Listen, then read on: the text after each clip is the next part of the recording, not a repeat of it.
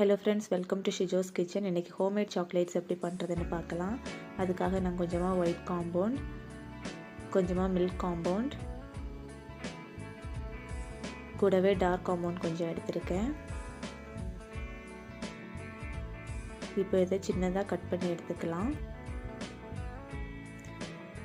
இந்த மாதிரி கட் பண்ணதுக்கு அப்புறமா டபுள் பாயிலிங் மெத்தட்ல மெல்ட் பண்ணி எடுத்துக்கணும்.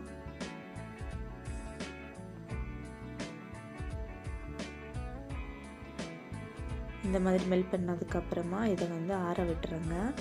ஆறினதுக்கு அப்புறம் இது ஒரு பைப்பிங் பேக்ல ட்ரான்ஸ்ஃபர் பண்ணிக்கலாம்.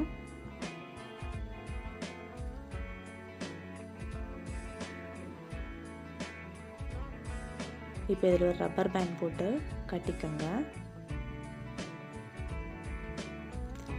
இப்போ இதை சாக்லேட் மோட்ல ஃபில் பண்ணிக்கலாம்.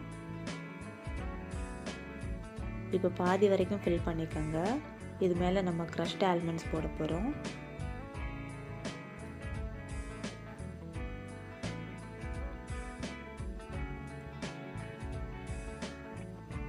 க்ரஷ்ட் ஆல்மண்ட்ஸ் எல்லாத்துலேயுமே ஃபில் பண்ணதுக்கப்புறமா அது மேலே திரும்பவும் சாக்லேட் ஃபில்லிங் பண்ணிக்கோங்க.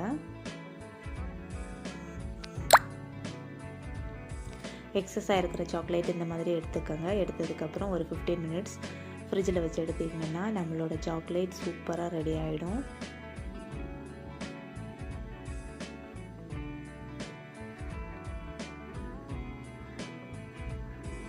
இது நான் ஏற்கனவே வீட்டில் செஞ்சு வச்சுருந்தேன்.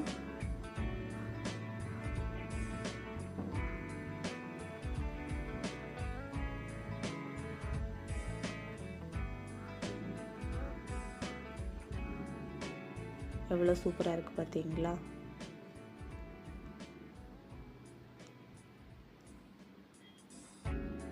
இப்போ இந்த சாக்லேட்ஸை நம்ம ஒரு சில்வர் ஃபாயிலில் ரேப் பண்ணி எடுத்துக்கலாம்.